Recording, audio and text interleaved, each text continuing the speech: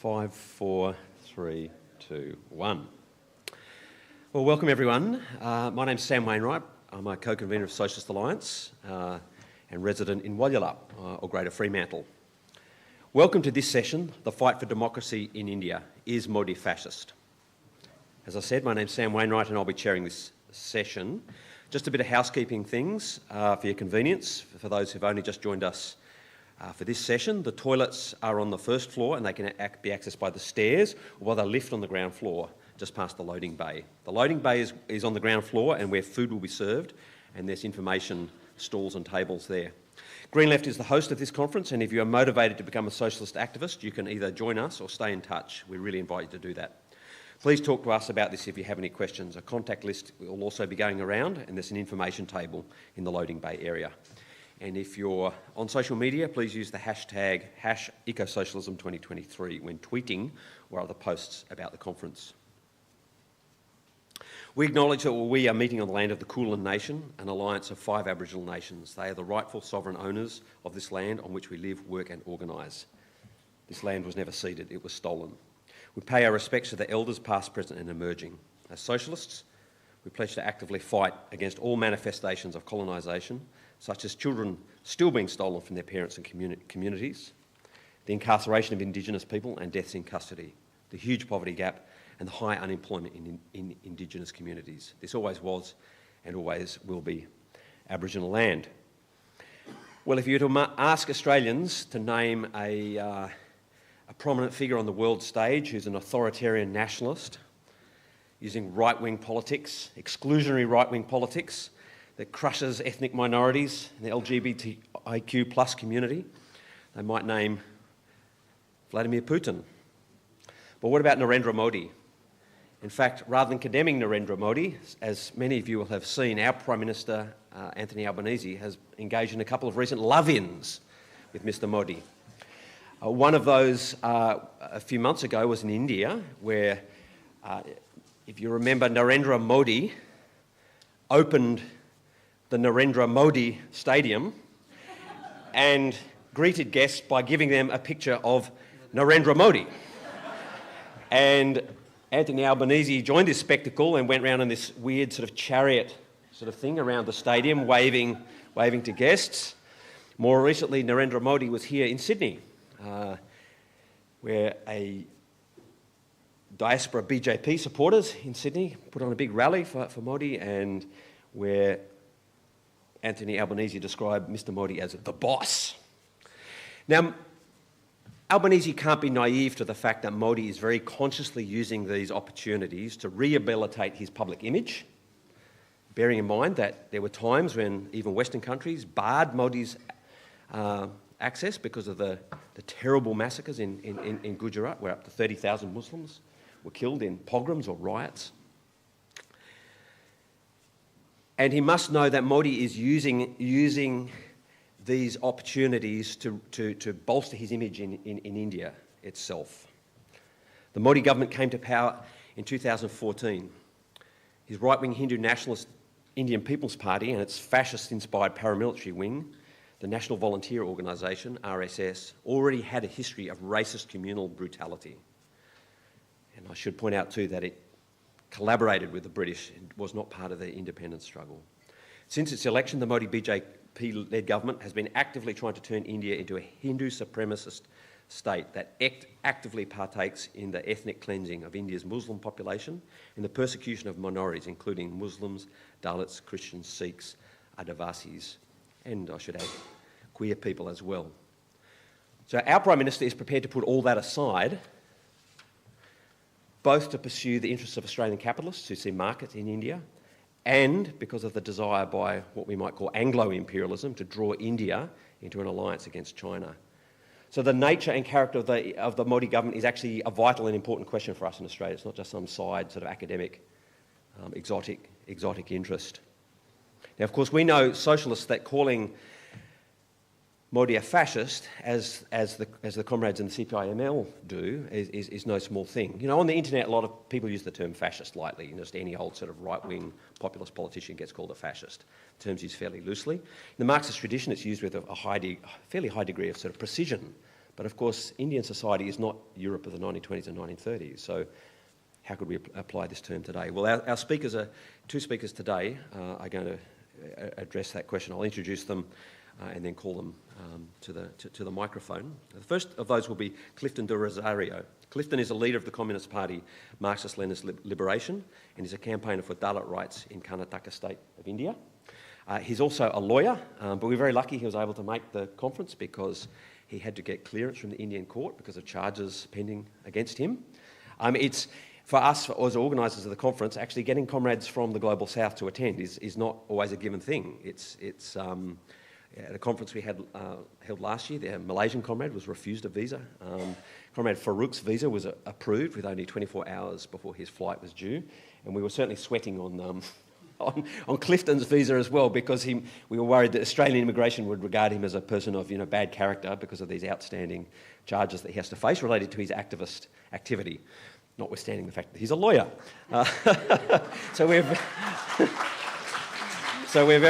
We're very glad that he did in fact make it. I had the pleasure of actually meeting Clifton in February this year in Kolkata on my way to the CPI Mills Congress in Patna in Bihar state.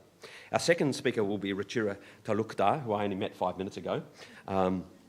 She's a co-founder of the Sapna South Asian Climate Solidarity, an Australian-based climate justice collective, and will discuss the character of the Modi regime and the popular resistance to his rule.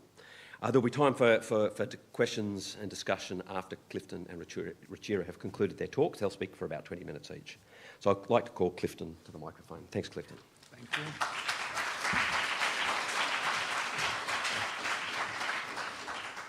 Hi, morning.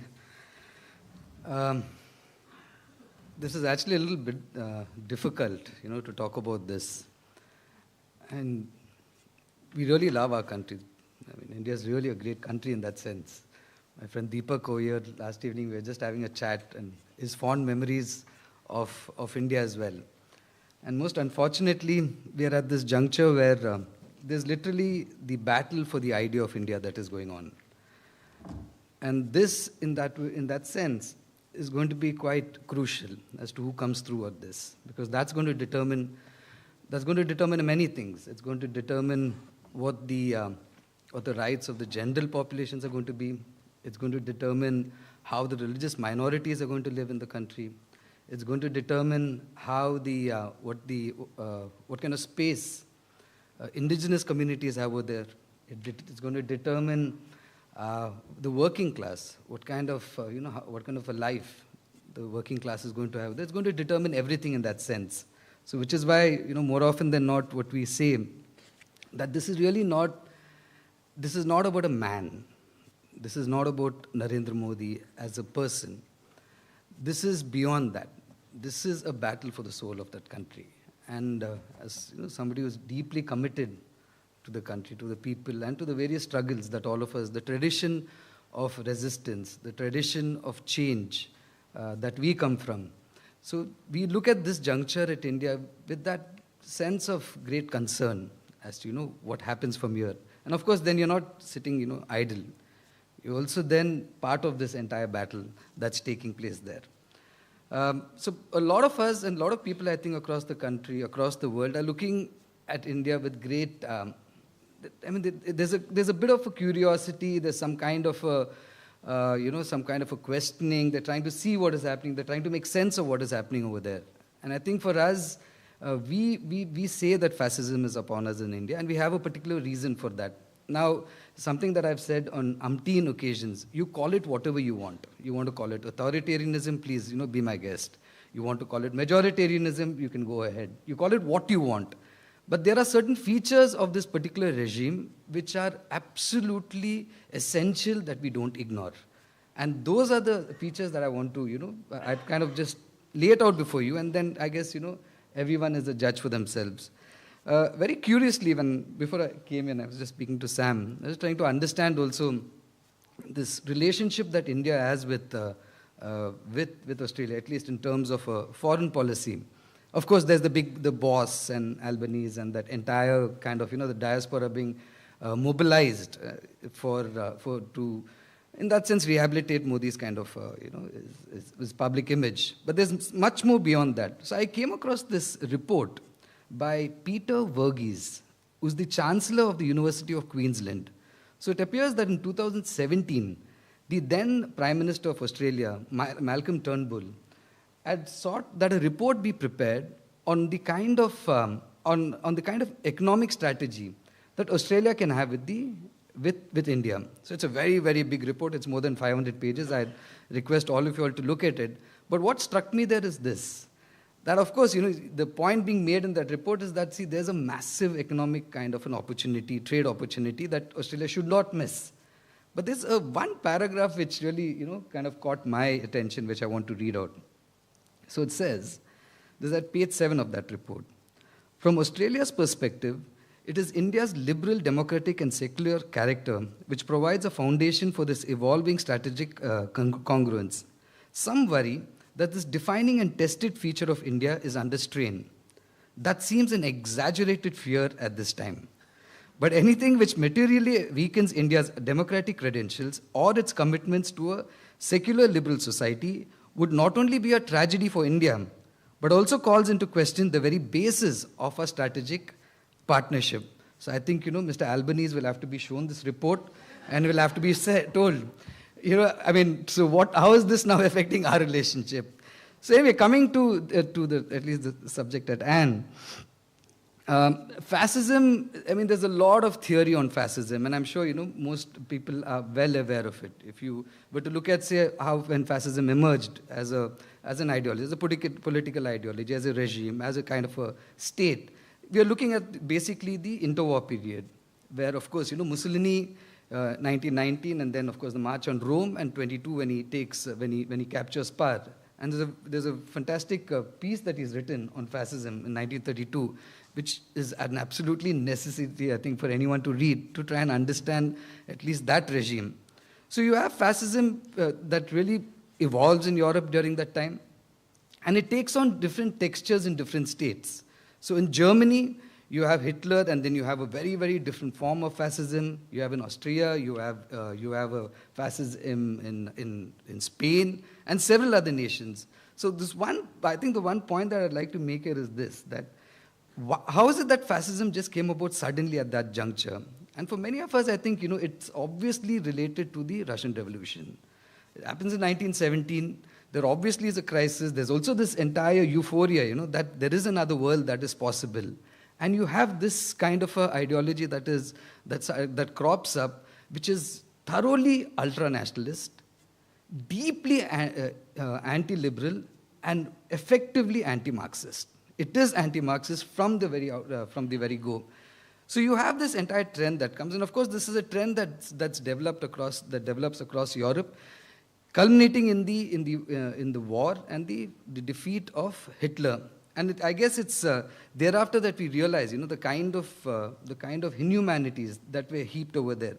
But going a step back, I think even when Mussolini was coming to power, or rather was walking himself into power, Gramsci came out with a very interesting thesis at that point, identifying the various characteristics of Italian fascism as he saw it at that point. And one thing that he definitely said, this is not something ordinary. This is something that's out of the ordinary. And this is something that we need to be conscious about. A very similar caution is then made by Clara Zetkin. And this is in the 1923. And actually, Zetkin's piece, I think, it's a very short piece, very succinct.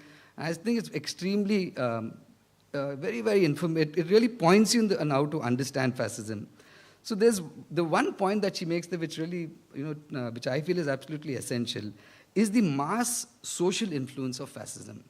So she then goes on to say that fascism cannot be defeated militarily alone. You have to wrestle it to the ground politically and ideologically.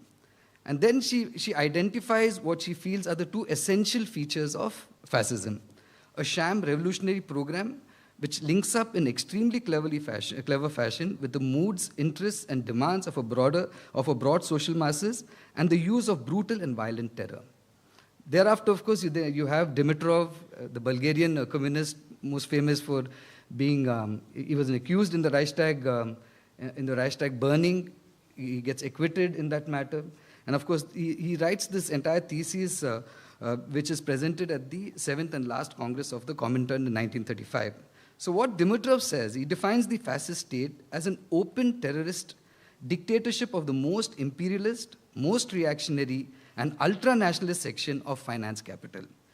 The report warned the communist movement against mistaking the coming to power of a fascist regime as a standard succession of one bourgeois government by another, and also against ignoring the rise of fascist ideas and forces within the bourgeois democratic setup. But the thing with Dimitrov's report is it deals with fascism at that very early stage, in the 1930s. Hitler's just come to power, is still evolving the kind of things that he's doing. The final solution happens more than 7-8 years later. The kind of legislative changes that happen, the Nuremberg laws come post 35. So Dimitrov doesn't have that in his hand, and he's unable to see that. And what he also fails to assess is the aggressive mobilization and the movement of the masses. Of course, after the World War II, fascism gets totally discredited. And it kind of, in that sense, you don't see it anywhere for some time. But we now say that it's making a reemergence in the global setup and definitely in India. Now, this is just as a background. Now, coming to India, just to give you a small, India got independence in 1947. And at that point in time, the question was what now? And so India adopted the constitution, which is very, I would imagine in terms of the state, it's quite similar. It's a federal structure. So you have a union government, state government, separation of powers, independent judiciary, so on and so forth. So that's the kind of notion that India adopts. But the preamble, which I think, is an extremely important part of the constitution to read, and in which Dr. B.R. Ambedkar, who is this great constitutional lawyer, fighter for the rights of the subjugated castes, he actually, it's his big contribution. He talks about justice, liberty, equality, and fraternity. So these four are in that sense, the foundational values of the Indian state. Now those foundational values, those very foundational values, are what are being called into question or what are being dismantled at this point in time. When you talk about India, the one thing that you cannot miss, and which is why I said at the beginning, this is not about one person. So today, if we are saying India has reached a particular stage where there's an assault on the constitution, so on and so forth, it's because of an organization called the RSS, the Rashtriya Swayamsevak Dal. It would be National Volunteer Association. This organization was formed in 1925. In 1925, representatives of this organization went all the way to Italy, to Rome, to meet Mussolini, to have a look at, what is it that you're doing over there. So they weren't just inspired hearing about it. They were deeply engaged in the kind of fascist politics that was emerging in Europe at that point. And which is, so you see at that point, there's several things. I won't go into details over there. Rest assured that the RSS was very, very influenced by Hitler's fascism as also Nazism. And what is the concept that the RSS has? As Sam said, the RSS didn't take that much of a part in the freedom struggle. They didn't believe that the British was the main enemy, because their idea was, the entire idea was different. It was like, ours is an Hindu culture. We have to protect the Hindu culture. This is a Hindu nation. So the Muslims, the Christians, whatever, they're there, and if they want to be there, they can, we'll be paternalistic towards them. But we're not going to talk about any kind of equality. So the idea of India itself was completely different. It was totally against what the constitution had. But this organization at that time didn't have the wherewithal to make any kind of an impact on where the country was going at the time of independence. But 100 years later, you see the effect of their work over the last century. Now coming to, and this is what, we consistently say, that there is an ideological and organizational continuity to the fascist project in India. So you have this one organization, and this one organization is not just one office in one city. This is an organization which has an entire, it's called the Sangh Parivar, what would you call that? It has an entire family of organizations. So you want a students' organization, they have a students' organization that was formed in the 1950s. It's one of the biggest student organizations in India. You want a trade union, They have a trade union that was formed in the 1950s. It's one of the biggest trade unions in India. They have an organization for women. They have an organization for indigenous communities. They have an organization for suppressed castes. They have an organization even for Swamijis, the religious leaders. They have an organization for women religious leaders as well. So they have an organization for every section of society. And they have a slew of these welfare kind of institutions, schools, hostels, that kind of a thing. So for the last 100 years, this is what they've been doing.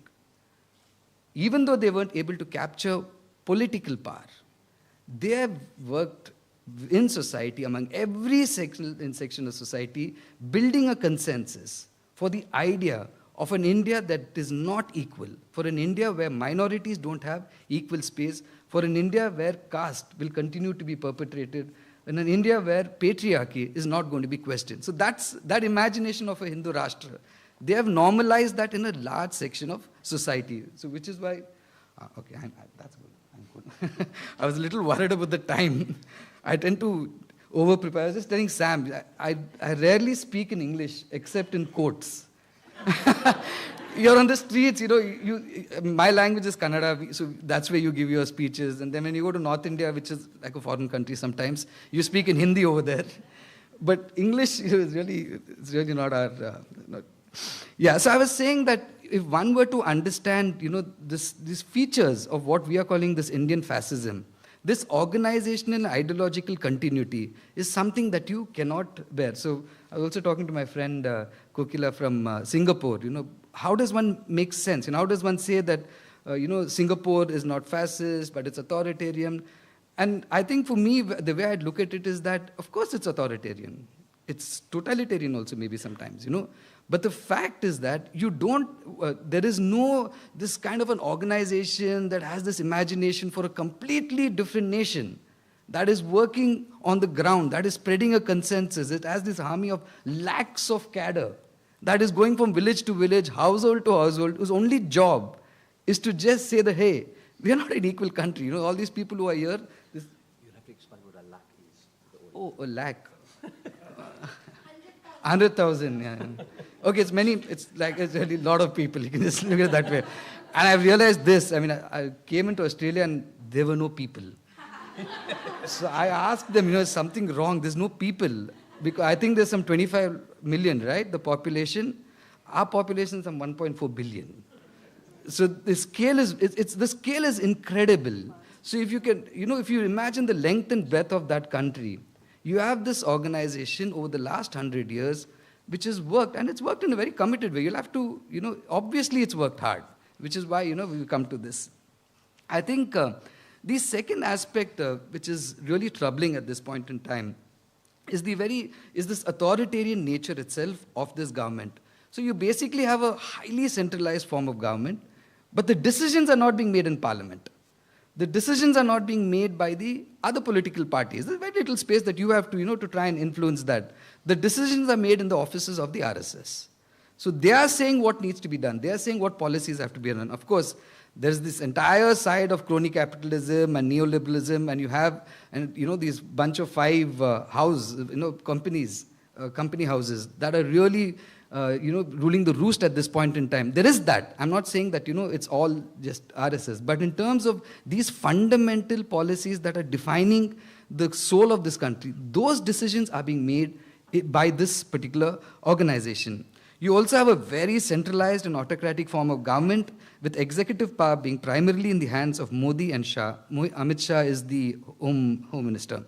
The separation of powers among the executive, legislature, and judiciary, and between the center and the states, that is central to the constitutional foundation of our republic, are continuously undermined, with the Modi regime encroaching on the powers of the states and progressively undermining the independence of judiciary.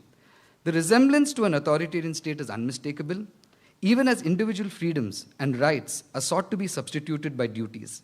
Digital technologies facilitate a massive expansion of surveillance and are used to frame and falsely incriminate dissenters and human rights defenders, as well as to exclude the poor and the marginalized from access to resources.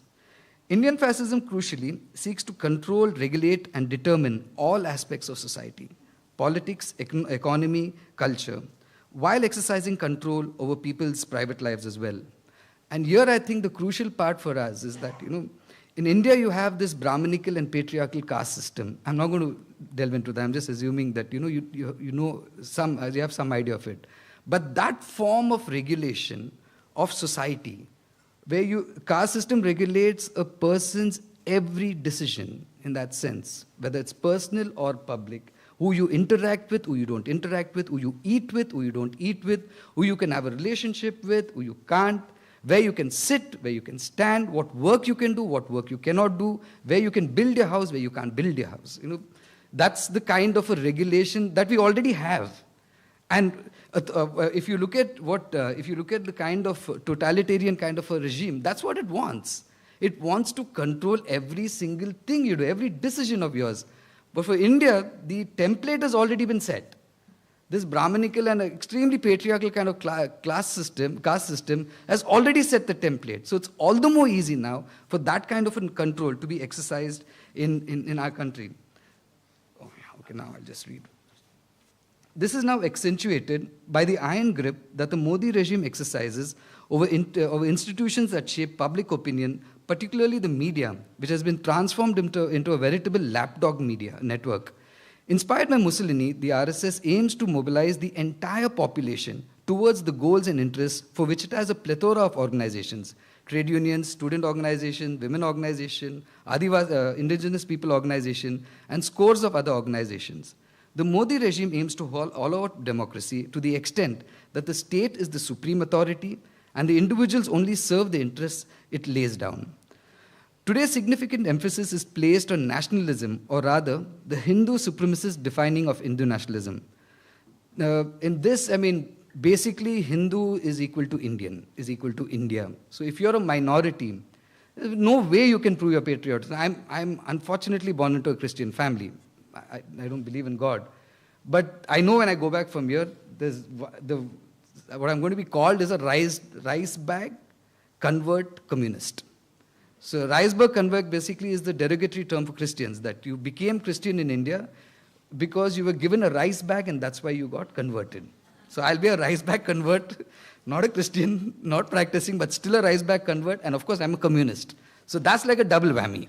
So this nationalism, so if you're a communist and then if you belong to the minorities, you cannot love India. You cannot be, patriotic. You cannot be a nation-loving person. It's just beyond you, because this is not your motherland and your holy land. Your holy land is in Rome. You may have been born here, but you'll probably go to Rome, to the Vatican, that's where or you'll go to Makkah. So for this reason, so the nationalism has been defined in this manner, and it's a shrill nationalism. I'm just, saying it out in a little bit of a jocular way, but it is incredible. The kind of slogans that are shouted at you if you were to do are religious slogans. Now, there's been an entire weaponization of even religious slogans in the nation. Fascism in an ex-colony, which continues to subject to imperialist plunder, inevitably has different characteristics from the fascism of imperialist countries. In particular, the people are plundered by global capital and homegrown billionaire capitalists who have become deeply integrated with imperialism. Modi, of course, has taken this to a completely different plane in terms of this neoliberal kind of an aggression. And I think my fellow speaker is also going to talk a bit about what's happening, especially in central India among the indigenous communities. But basically what we're seeing is this concerted assault on the working class, a sale of all public assets, public sectors. Laws have been brought in now for workers which basically undo 150 years of gains of the working class, which includes minimum wages, job security, social security, and the 8-hour working day. So each of course, those labor codes have been passed in parliament, but by the sheer struggle of the working class, they have not yet been able to bring it into force. But the moment the workers become weaker by this entire division, it is obvious that that's what they're going to do. Fascism whips up mass frenzy against perceived internal enemies who are projected as threats to the state, nation, civilization, culture, and even notions of public order and public health. To do this, it simultaneously drums up feelings of victimhood and injury and claims of pride and supremacy. The othering of religious minorities as the internal enemy is a constitutive aspect of Indian fascism. In the Indian context, The internal enemies are the Muslims, the Christians, and going by the RSS textbook, the communists. No, there is this book called Bunch of Thoughts by Golwalkar. He's one of the RSS kind of the Guruji. So he writes the three internal enemies of India are the Christians, the Muslims, and the communists. Which as I said, if you're a Muslim and you're a communist, it's really, and if you're Muslim, communist, and you're queer, or Christian and queer, then it's, it just keeps increasing the kind of. And there's also an alarming normalization of the privatization and outsourcing of violence against Muslims and Dalits to extrajudicial vigilante squads that has taken place. This is something that you've been seeing, lynchings, barging into people's houses. It's just become, something that it's not too disturbing anymore. The Sangh BJP brigade pursues an elaborate strategy to manufacture consent around this combination of fear and hate, victimhood and supremacy. Like any populist, Modi has from the very beginning marketed himself as an anti-establishment crusader, invoking the sense of outrage among large sections of people against the miserable conditions of existence worsened by deprivation and oppression. He has very cleverly managed to associate all the ills of the status quo with the prolonged Congress rule, the previous party in India, equating it further with corruption and dynastic politics. He calls for a Congress Mukt Bharat. In fact, BJP's call now is that Congress is the other party, the other major party. They want a Congress-free India. The Home Minister gone a step free, saying that we want an opposition-free India. That's the kind of parliamentary democracy that they want to engage in. The mobilization of masses through a concerted method of creating public consensus for this divisive, hate-filled fascist project extends even to the diaspora, with cheers for Modi on his trips abroad. I think I'll talk about this if anyone's interested on how the diaspora has been mobilized to, I think, 18,000 people in Sydney to try and say that such a great man has come here. The BJP also targets the... Okay. The BJP also targets the Constitution, the institutional framework of modern India, and the core constitutional values of justice, liberty, equality, and fraternity, and the basic structure of the Constitution. Indian fascism also draws its strength from the colonial legacy of India's model of governance and the weakness of India's democratic institutions and culture, which the prolonged rule of the Congress prior to the BJP's spectacular rise failed to address. Rule of law has been replaced with rule by law. At the time of adoption of the Constitution, the RSS openly advocated Manusmriti, which is a Hindu scripture, as India's ideal constitution. Savarkar has described it as a book which, for centuries, has codified the spiritual and divine march of our nation. Now in power, this RSS BJP establishment is chipping away at the constitution to convert it into a new Manusmriti. Also happening relentlessly is the encoding of Hindutva into the law. We all remember in Nazi Germany, the Nuremberg laws, where the disenfranchisement of Jews, etc., that happened. You find a very similar kind of thing where state laws, central laws, and a certain executive directions and administrative measures are being taken to actually criminalize certain aspects of livelihood, of existence of the minorities. There are struggles, I think you've seen the anti-CA struggles, and I think there were struggles that happened over here, where for the first time, your citizenship was tried to be tied to your religion. That's something that didn't happen. As such, it is clear, and there is a clear and sharp contrast to this business as usual approach, but as treating the BJP just as another party of the ruling classes, ruling at the center and in some states, and functioning as an opposition party in other states. We have identified the Modi regime as a fascist regime and called for an all-out resistance to this growing fascist offense and its consolidation. Indeed, saving India from this fascist disaster and destruction is the most urgent challenge before revolutionary communists today. This is, of course, calls for the broadest possible unity and cooperation among all democratic forces and ideological means. In India, this unity has come to be popularly expressed as defense of the Constitution and the legacy of the freedom movement, and saving the country and its resources and infrastructure from outright corporate takeover. Powerful movements have emerged in defense of the Constitution and against privatization, which reflect an unprecedented scale of unity and resolve, as witnessed in the movement against the Citizenship Amendment Act And most strikingly, in the historic farmers' movement against the Modi government's bid to promote corporate takeover of India's agrarian economy. Revolutionary communists will have to intensify resistance on all fronts. Even though the BJP today is the most predominant party in the present phase, it is certainly not electorally invincible or irresistible, as has been seen in few states. The forging of a dynamic and determined united opposition on all India level and major states will be crucial to weaken the BJP and oust the Modi regime in the upcoming electoral battle. But lastly, defeating fascism is not going to happen through a ballot paper. Defeating fascism is going to happen on the streets. It's a battle that will be fought over the minds and hearts of lakhs, and not lakhs, okay. Hundreds of thousands of people. And I think that's the task that people who genuinely love the country have before them.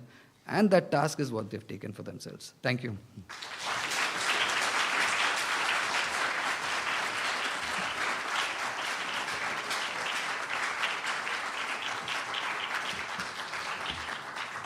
Thanks so much, Clifton. You packed in a lot there, and I could see you were skipping over lots of stuff, but you've given us lots to think about, plenty for Ruchira to respond to as well, and some of the ways in which the CPIML is attempting to forge that resistance, I know we'll explore in discussion, and if Jacob lets us, I'm sure we might be able to push about 10 minutes into your lunch, if you'd like to stick around for that. So Ruchira, please come to the microphone.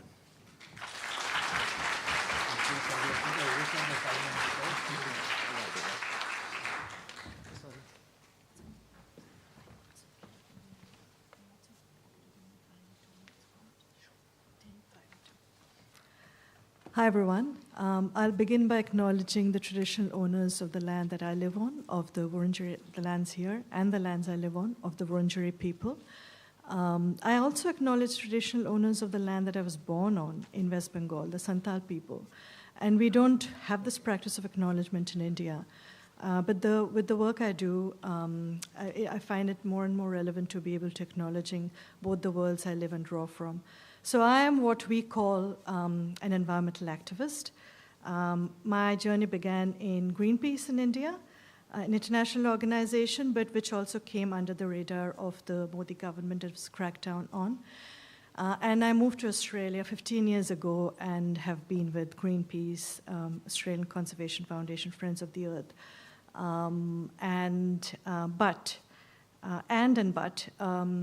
The focus of, so I wrote my PhD thesis comparing environmental activism in the global north and south with India and Australia as examples, and I looked at the struggles of coal communities and how mainstream environmentalism and climate activism works with them. So my case study in Australia was Adani and the Carmichael mine and the Wangan and Jagalingou and the many strands of the struggle against Adani, and I compared that with the people there, the people of Mahan forests in central India, and how they were fighting to stop a coal mine with Greenpeace.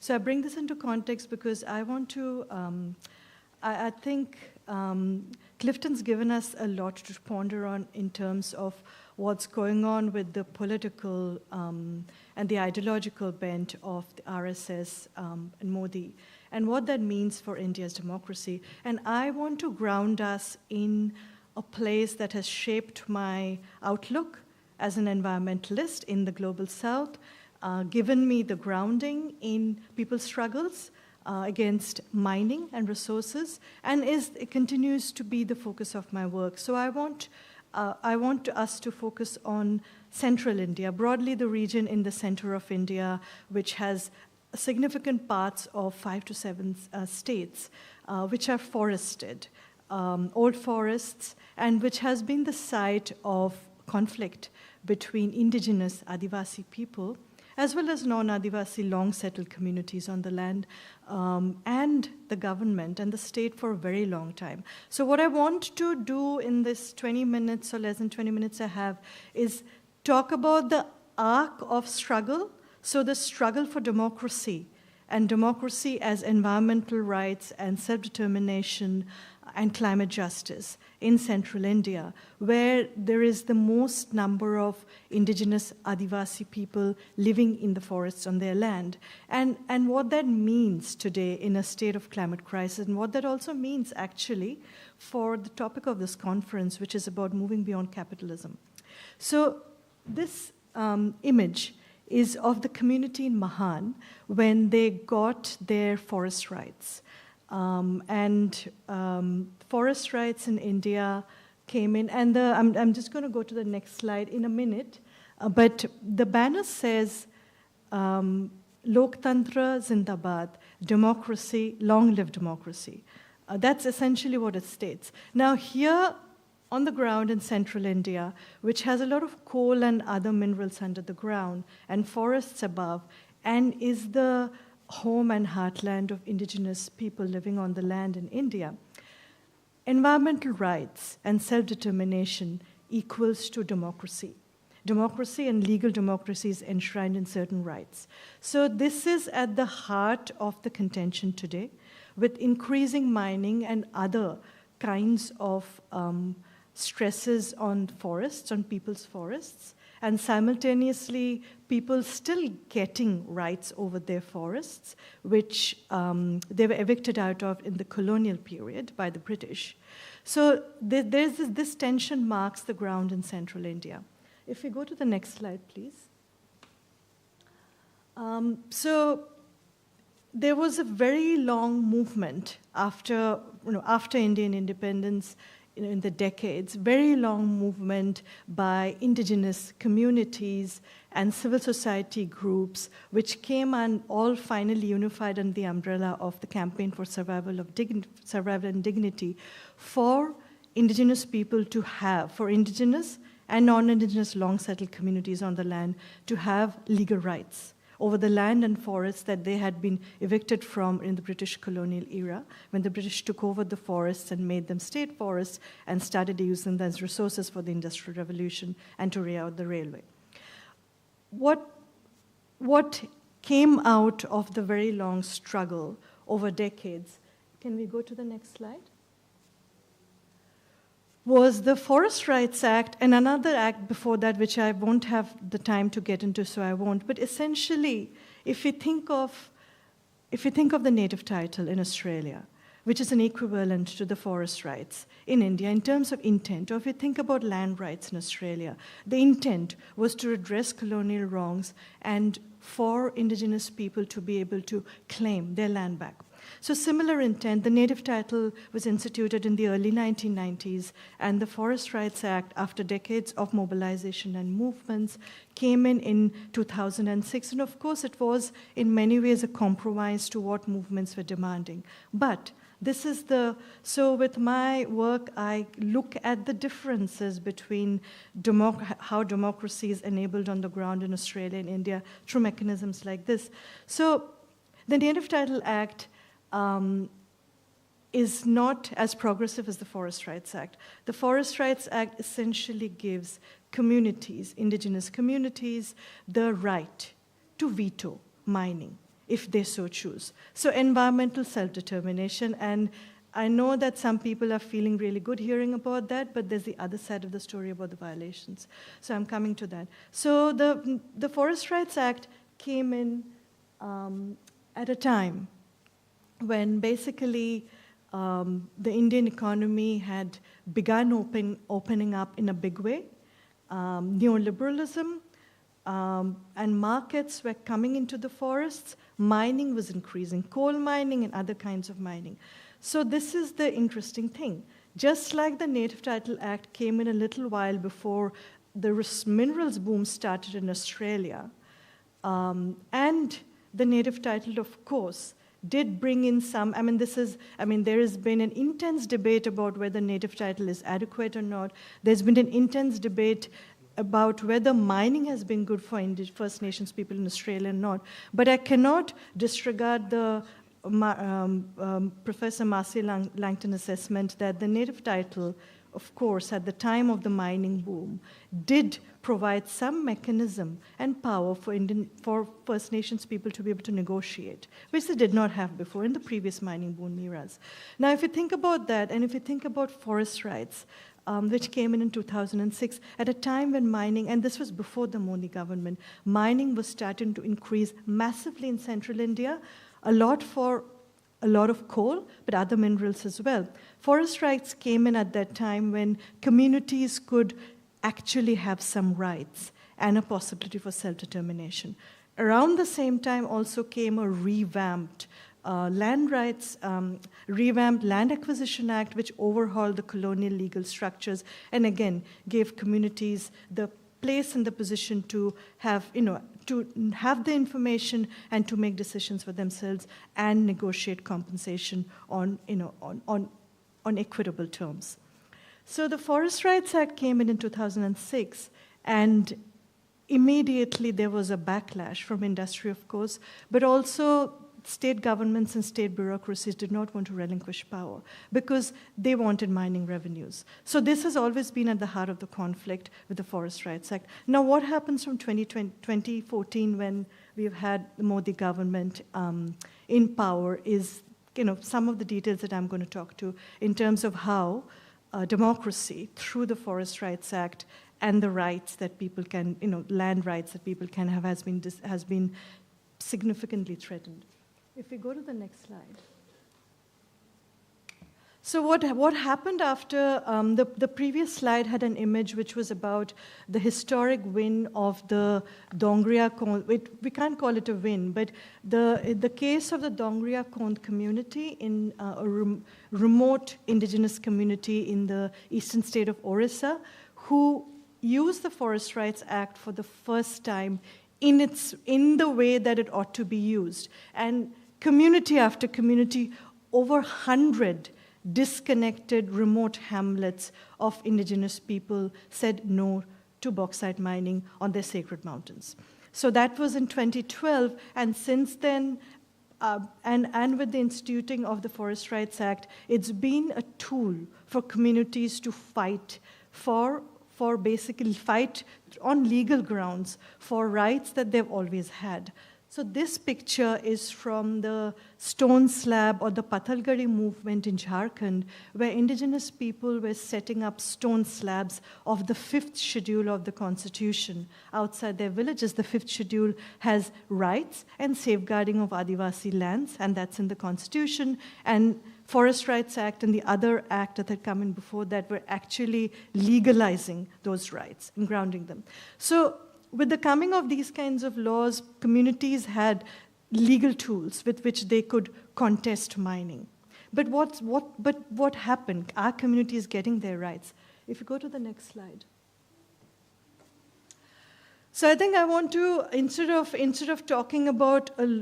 giving us a laundry list of things that have changed, I think I want to delve into the case study of the Hasteo resistance.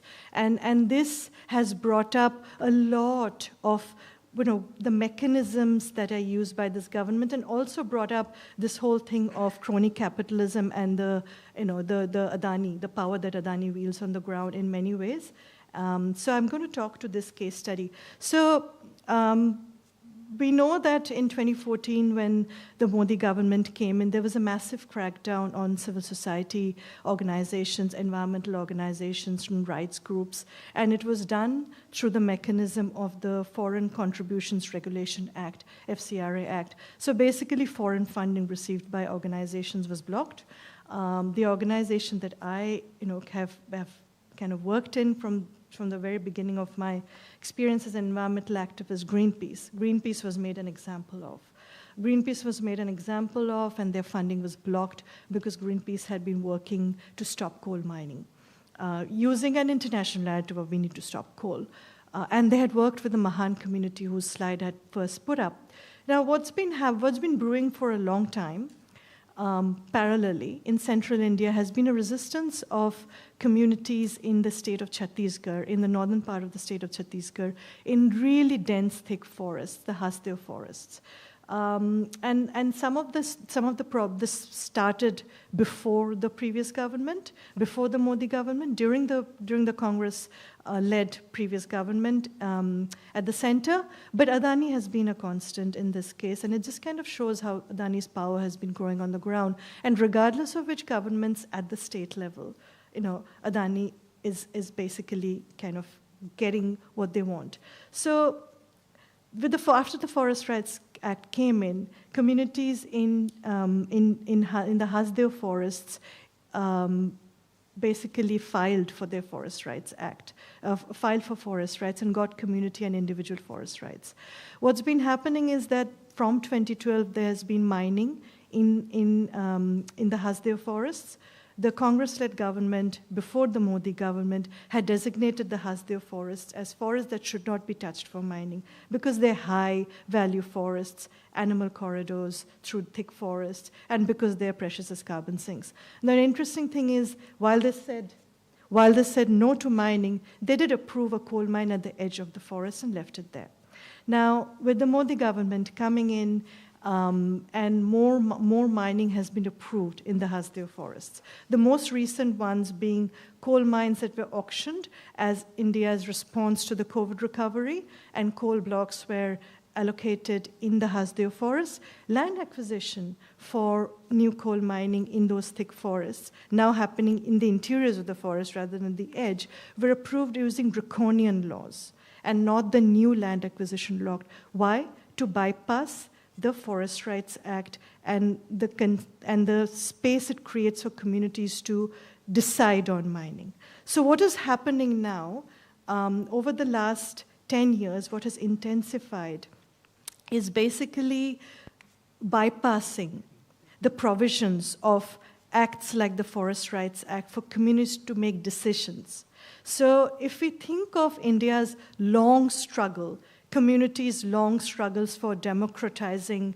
When scholars like Ramachandra Guha, Marxist scholar, kind of wrote about the Chipko movement, the narrative that he put out was about democratizing resource management, democratizing managing our forests. So if we think about the long arc and the long struggle of communities to democratize resource management and to have a say at the table of making decisions on their land and their forests and their water, we find that India has been going around in cycles. When the Forest Rights Act came in, there was a possibility to actually give, can we go to the next slide? Maybe we'll just skip this one and just go to the, when the Forest Rights Act came in, there was actually a possibility to grant communities rights and for them to be able to consider secure futures and livelihoods based on forests. But with the rampant violation of forest rights, as seen in the case of Hasdeo, where even rights given to communities were taken away for mining. And there's been a 10-year-long movement which has been cracked down on in many different ways. The rampant violation of the provisions of consent and giving information and self-determination are being violated. And the Hasdeo case became an international story in the solidarity movements because Adani was involved. There are many cases like this going on in India that we do not know about. What is occurring on the ground is that regardless of which government's in its power at the state level, the power of Adani is actually enabling mining, and kind of along with it, there is a pattern of violation of forest rights and kind of legal rights of indigenous people. Even when other companies are involved, it's become a pattern. So what emerged as a strong possibility between 2006 and say 2012 about forest rights giving communities rights and to be able to have a say on what happens on their land is now being upturned through the violation of rights and the dilution of rights. I think the last, how much time? 3 minutes? 3 minutes. I think the last part of what I want to talk about ties back to Australia. So we have seen Adani intimately in Australia, and there was a lot of kind of like perplexity about how is this even possible? How does a corporation think that they can just get favors from the government, just basically railroad over approvals and violate approvals and laws like they do in India. And I think the case of Adani and Modi's friendship in Gujarat and the Adani Special Economic Zone, Mundra in Gujarat. And that, in the beginning, when Adani became known in Australia, we heard there was a lot of reportage about what happened in Gujarat. So we've seen Adani intimately in Australia, and now the possibility of the massive Carmichael mines come down to a trickle, although it still has begun to be dug on First Nations land or the Wangan and Jagalingo. But if we think about what we've understood about Adani, that has been the model of neoliberal mining development in India, and it has come at the back of violation of community rights, taking community rights away, diluting acts that give communities rights. If we think of what the latest IPCC reports acknowledge in terms of the role of First Nations people and communities in managing forests, that gives us better climate outcomes, and that is what is climate justice, then with India, we're going in the opposite direction with what's happening in central India. The Hasdeo forests were one of the thickest and the oldest forests. Now, India's climate plans puts a lot of emphasis on carbon sinks. So actual carbon sinks, which are deep old forests, are being cut down. Reforestation is happening, which is happening through privatized drives, basically a massive drive to take people's hard-won democratic rights and forests away all over again. And it is with these actions that we are coming into taking action on climate change in India. So these are some of the directions in which it's going. And sitting here in Australia, working within the climate movement, I find it very hard to kind of make people understand that democracy is what communities are fighting with on the ground for environmental self-determination, for rights, and for secure futures. And unless we are able to form solidarities around that, and that is actually a direct challenge to the kind of capitalism that's unfolding on the ground in India. If we can't coalesce with support around and give solidarity around that, we aren't giving genuine solidarity. Climate action is not what's going to change the ground and give justice and climate justice in India. This work will. So, thank you.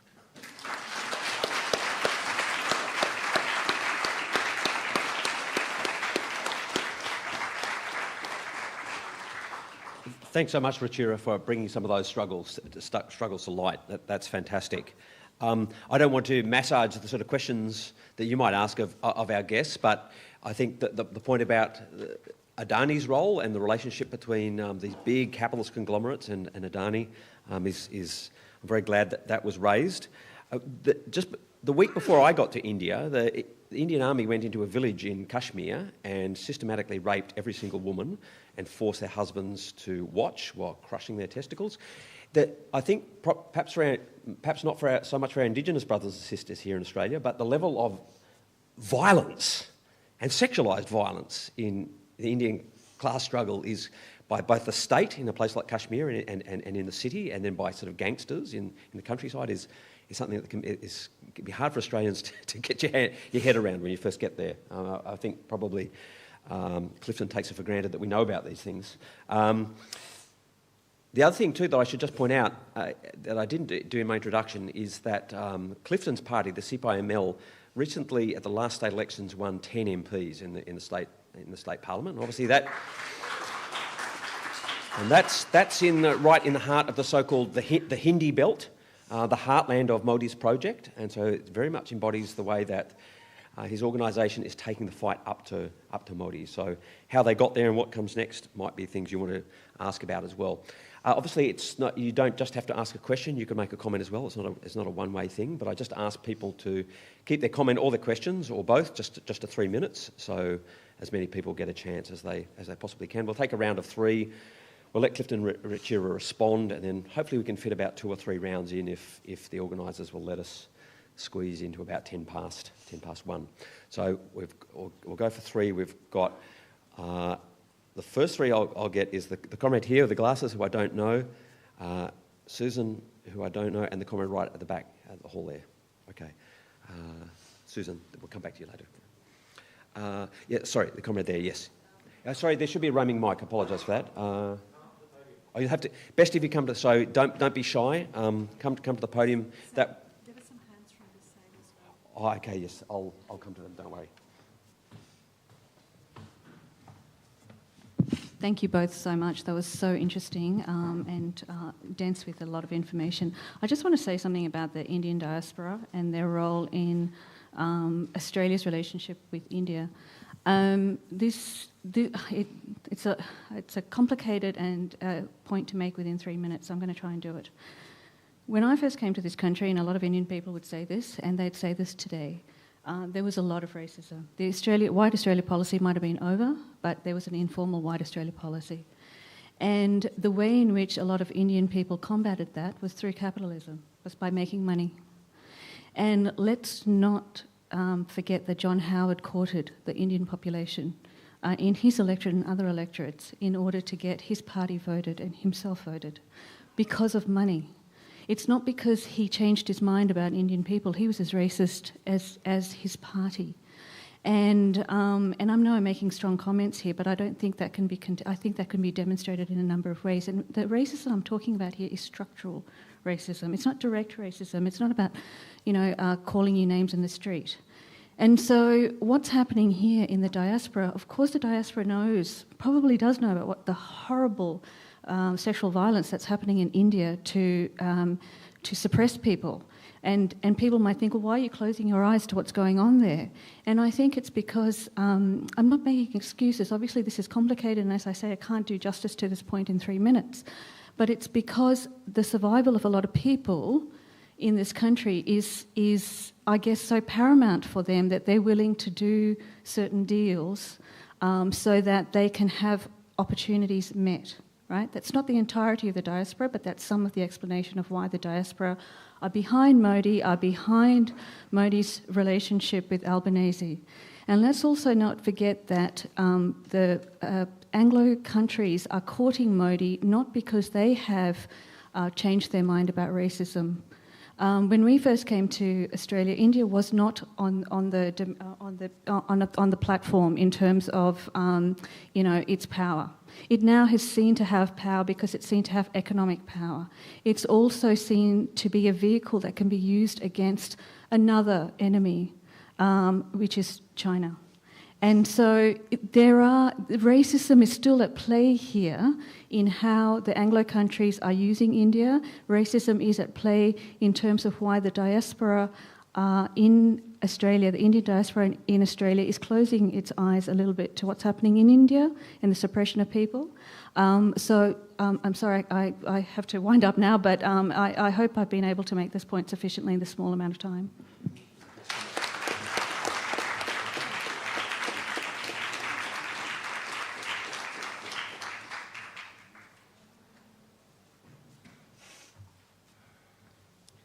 Susan Price, just want to thank both of you for your talks, and I think it was especially good to have both of you and have you here, Ruchira.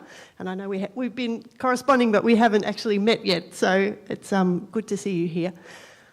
When I was fortunate enough to attend a CPIML Congress back in 2018, and at that Congress, the party launched its climate change policy. So I feel like there's a conversation that's just opening up here between the information that Ruchira brought forward and this whole discussion around the rise of fascism, the attacks on the Constitution and people's rights, including the right to land and control of the land in India.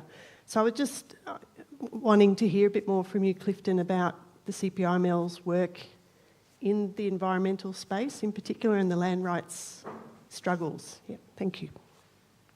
John, down the back.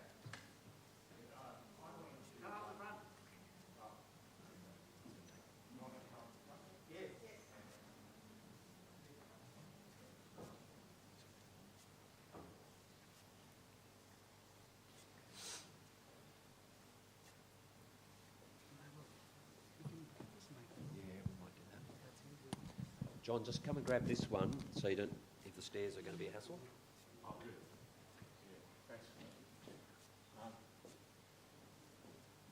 I wanted to ask a question about the the connection between the previous regime that controlled the world, the British Empire, and how they cultivated that right up to independence, the division between those two groups, the Muslims and Hindus especially, which led to the separation of Pakistan, and that was quite significant. And I think that was also significant in many other colonies, you know, like Ireland, for instance, with North and South, still occupying Northern Ireland. And they used the Indian indigenous people to go over to Africa and you know, kind of as part of the worldwide colonial spread of peoples, they sent the Indians in to divide the populations off from each other and gave them certain emphasis. So it's all connected, and the fact that a small party like Modi started out as somebody who didn't support independence, and the British were so consistently dividing and sending Indians, and they called it the jewel in the crown, you know, that kind of idea. I just wanted to emphasise that. Thanks, John. So I'll just take it to Clifton and Ruchira to respond, and then we'll do another round of three. Oh, you want them at the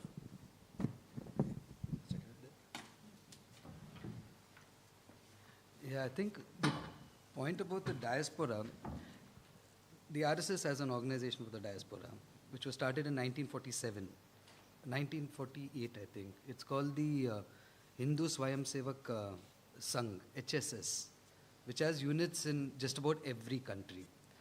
And a lot of people don't know the organization.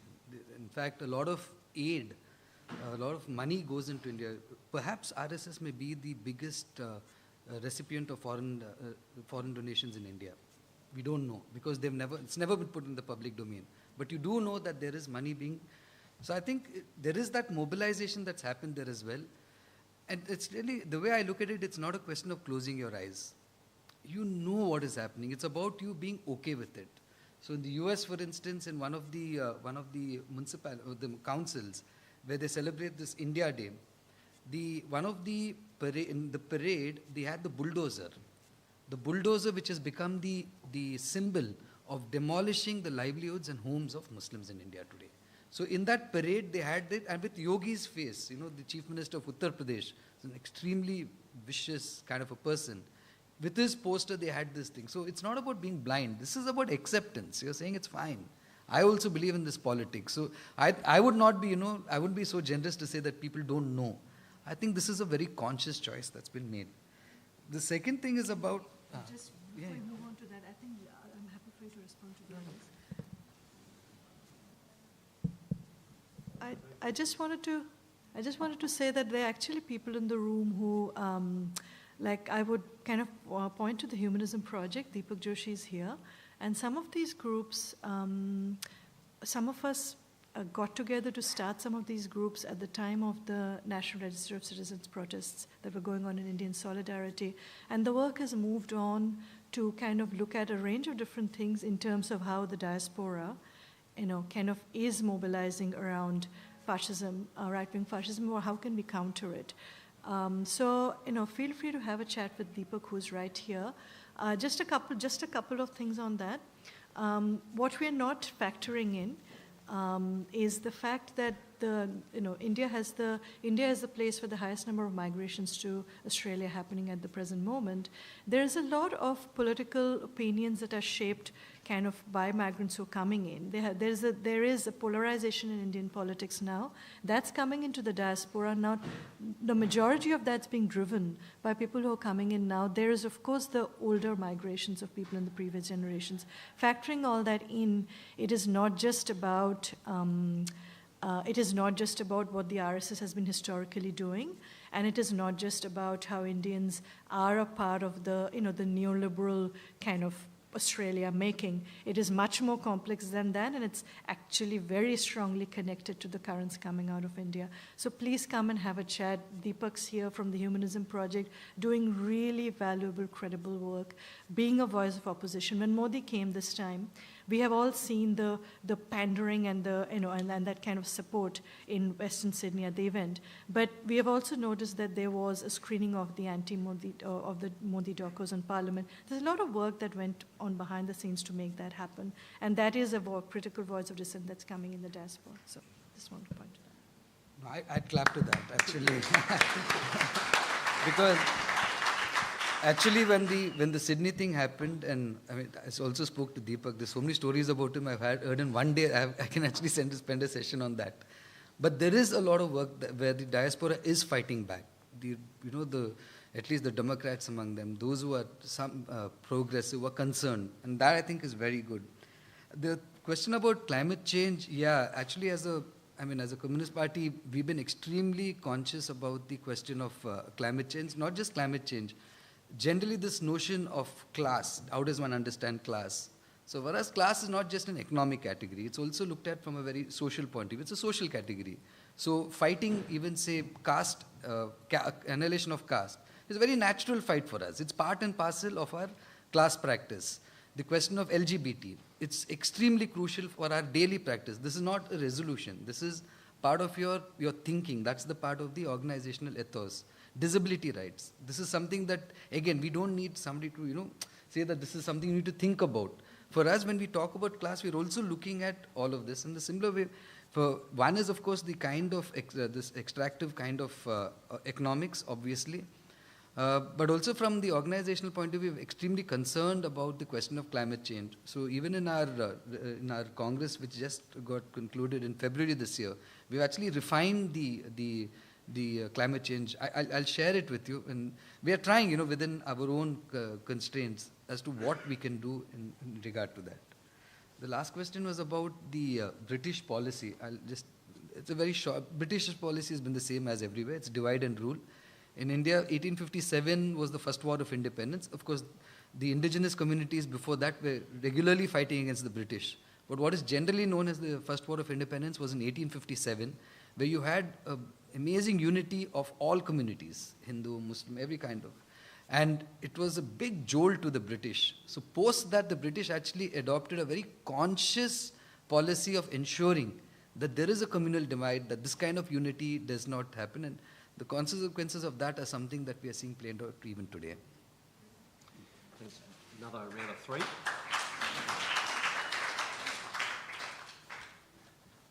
Okay, so How does this come out? we've got to take a comment there, Farouk, and then Trina and back. Thank you so much. My name is Bram, and I'm predominantly a disability activist, and I've been bringing up things in pretty much every meeting, so for that, I'm sorry for taking so much time. I mostly wanted to make a comment, which is that I'm incredibly glad to see the solidarity and class action happening in India with regards to the disability community being actively included.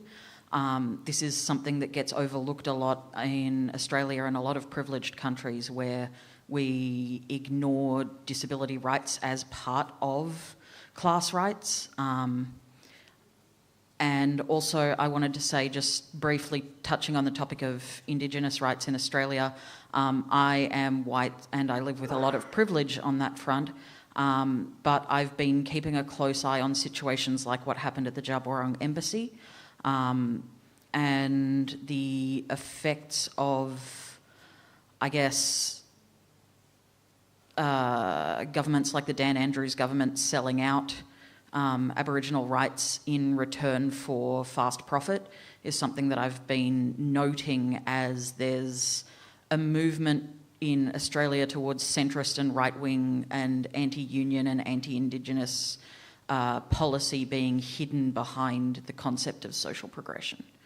I'm curious to see what happens in the near future with disability rights and Indigenous rights in India under Modi, because I think it's going to be terrifying, but I also think it's going to be reflecting a larger global movement towards the right, and at best towards countries like Australia, where we're currently sitting in a sort of right-leaning centrist situation. Thank you for your time. I think Farouk will come to the lectures. Thank you, Socialist Alliance, for this very important discussion for South Asia. Now, most of the countries of South Asia are witnessing at this time the more and more usage of religion in politics. And a direct question has been asked here, is Modi fascist? I don't think he is fascist, but there's a lot of fascist trends which has been promoted in India and also similar in Pakistan and also in Bangladesh. So apart from Nepal, fortunate example of Nepal, all the other countries of South Asia, all 7 of them are witnessing right-wing mass parties with populist message, more religion, suppression of the minorities, particularly religious minorities, and total implementation of new liberal agenda. And we are normally not talking about Afghanistan at this time. It is like a fascist, very close fascist government of Taliban in Afghanistan, where they have not yet allowed women to go to schools or to go to universities and so on. And so that sort of situation we are facing at present time. Modi government has also now hosting G20 in September this year. And in G20, there is a special space for civil society organization called C20. And C20 is also taken over by the organizations very close to Modi government, which has been promoted by Modi government. So the civil society organization has now formed a new platform called P20, where they are bringing together all the civil society and taking up these, and they are under threat over there. They are very afraid to hold meetings. There's going to be assembly end of this month. I hope it all goes okay. I have attended one of their meeting, and I see the way courageously our Indian comrades are trying to face Modi government fascist trends. And we have seen that in Kashmir, we have seen that in many other. But when I say this from Pakistan, I will never ever promote Pakistani chauvinism, which is also similar trends. So at one time there were 4 important, during the Corona time, there were 4 important world leaders. It was Modi, it was Imran Khan, it was Bolsonaro, and it was Trump. So these 4 did not accept initially that there is a corona. So they said, it's a cough. You can just be okay and so on. So it took time before they took some initiative, and we see the mass migration of the workers from the cities to the villages in India. I've never seen such mass migration in my life as was during Corona period. And that shows the total lack of social security for the most downtrodden workers of India. So we need to have a united front against these fascist trends. And fascist trends are implementing new liberal agenda. Now there's a great friendship between Biden and Modi is darling of all the world leaders at present time. Modi is like China at one time, where all the multinationals were going and invest in China. Now it's all the multinationals are going to India, and because they want to exploit the Indian labor, cheap Indian labor, and that's how they are now redirecting their technologies to India. But this technology does not mean any benefit for the working class, more exploitation and more bad life for ordinary people of India. Thank you. Thank you.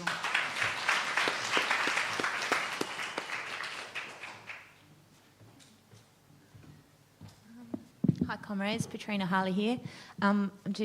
Thank you both very, very much. I was just struck by, well, not even the parallels. Obviously, it was a perfect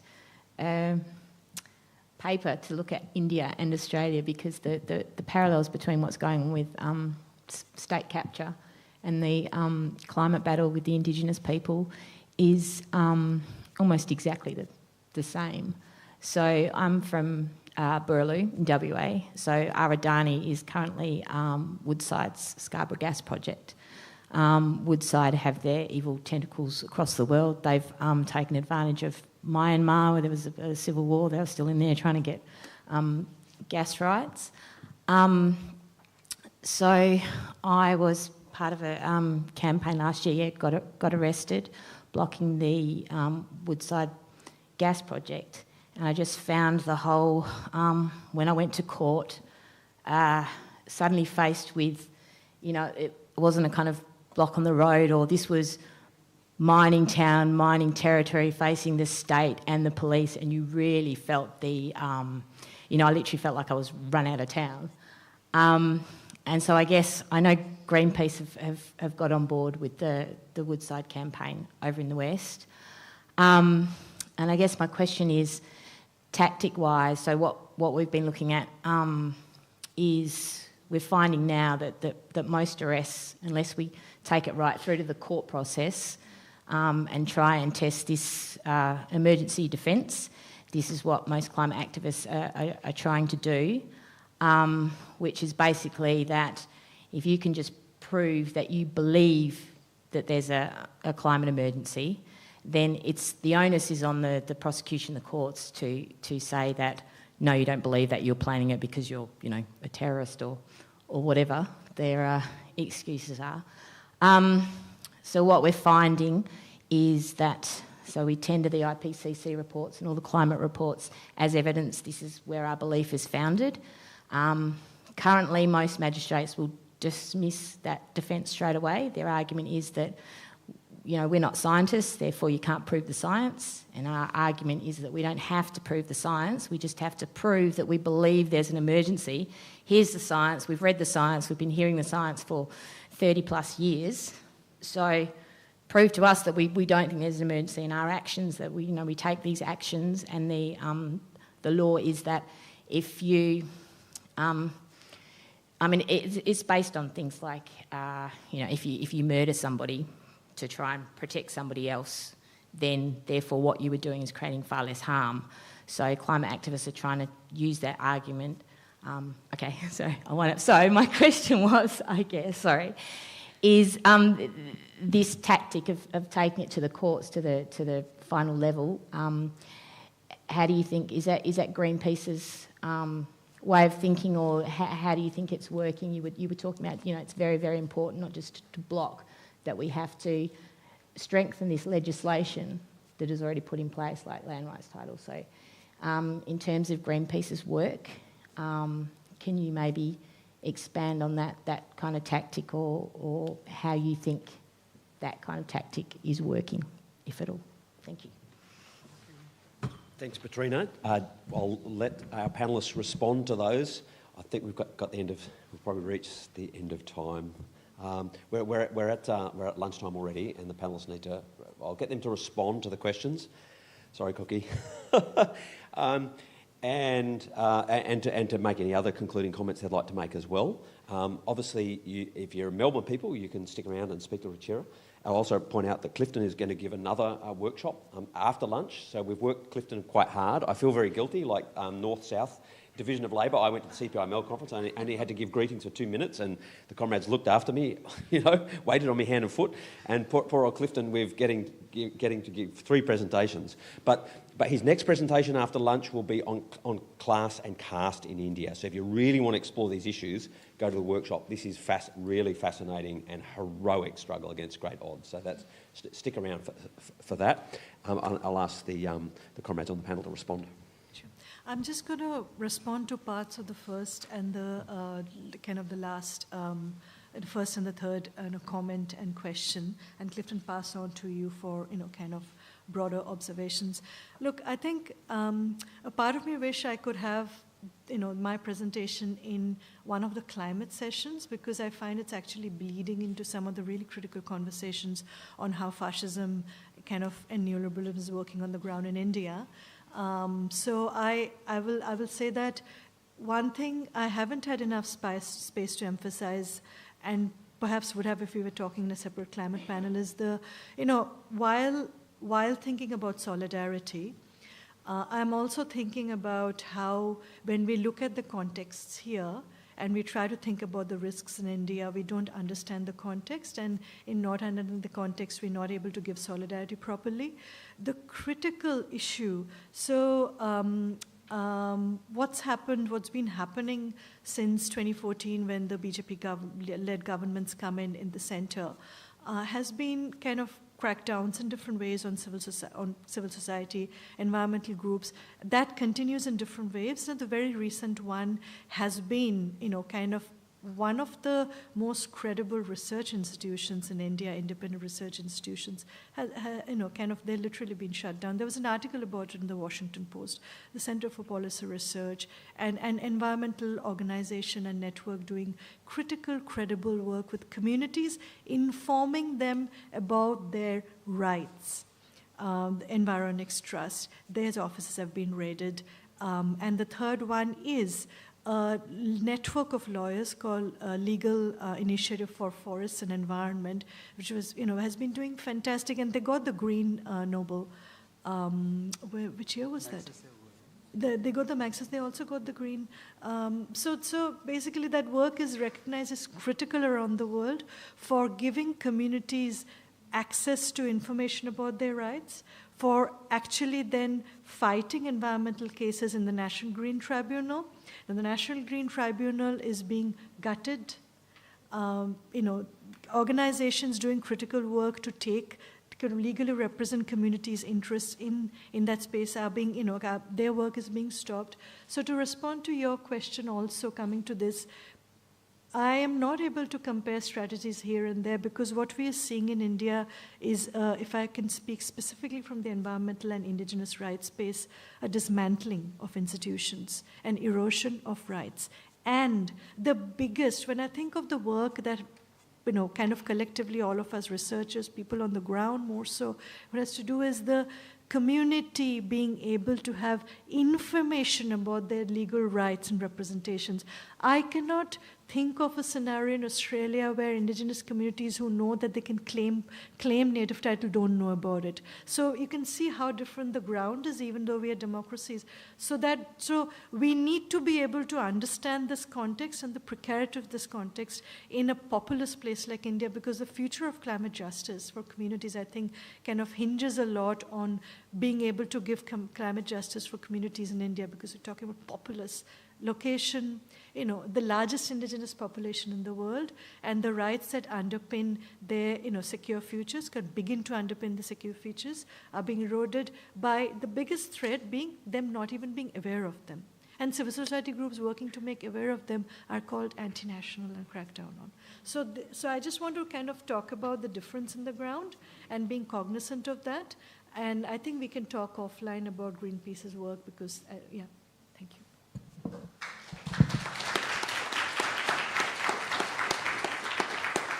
Just to add to that, I think our country perhaps has one of the longest histories of indigenous people standing up to corporate loot, to feudalism, to any kind of exploitation.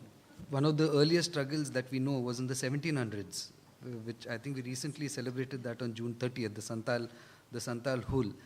So I think one is the NGOs like Greenpeace, etc. But there are scores of movements across India where indigenous people are fighting up against the some small project over there, maybe a special economic zone or your acquisition of part of your land for some industry, etc. But we never get to hear about this, because these are not the international, organization type of thing. These are the movements, which like we have from our party, we have this Adivasi Sangharsh Morcha, which means Indigenous People Struggle Federation, where we are basically, because we have so much of work in Adivasi areas, where in area after area have organized fighting against, for land rights, for forest rights, etc. So I think one is, of course, the attack. But what I'd really like to stress is the fight back that's taking place. And the fight back is happening on every front, in every arena. If it's the judiciary that's being attacked, then you have the lawyers are fighting back over there. if there's an entire process to communalize, divide Hindu society, even in terms of caste, you have an entire anti-caste movement that's taking place. So on every front, you also have a very strong fight back, and that's where the hope lies. I mean, this is not a doomsday scenario. Like a lot of people, say, oh, what's going to happen? What can happen? I mean, at the maximum, they'll probably file a case against you, they'll dump you in jail, like they've done for so many activists. See, that's the risk people are taking on the ground. So I think that's where the inspiration, all of us, that's the inspiration I would imagine that we all draw. But my last request would be this, the kind of work that you all are doing, Deepak and all of you all are doing. I think it's absolutely essential that the diaspora has to be spoken to. The right wing among the diaspora has been organized. I think we really need to have very strong, progressive organizations within the diaspora, really not just being concerned about what's happening in India, but fighting, say, corporate loot over here, fighting against climate change over here, and building those bridges, the movements, such movements that are happening in India to those movements that are here. If the diaspora can actually play that role, that would be phenomenal, because that's a bridge between people. These guys can, have their SCOs and whatever not. But I think the bridges between people can be built, by the diaspora. That I think is important.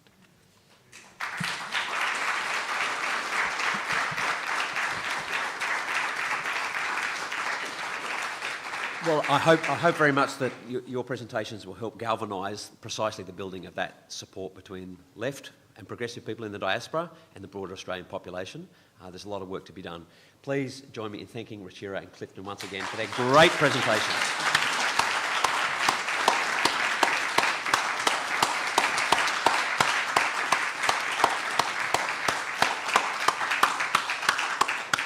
Enjoy some lunch, and you can see more of Clifton in 50 minutes if you're up for it. Thank you, sir. Sorry we made this time management.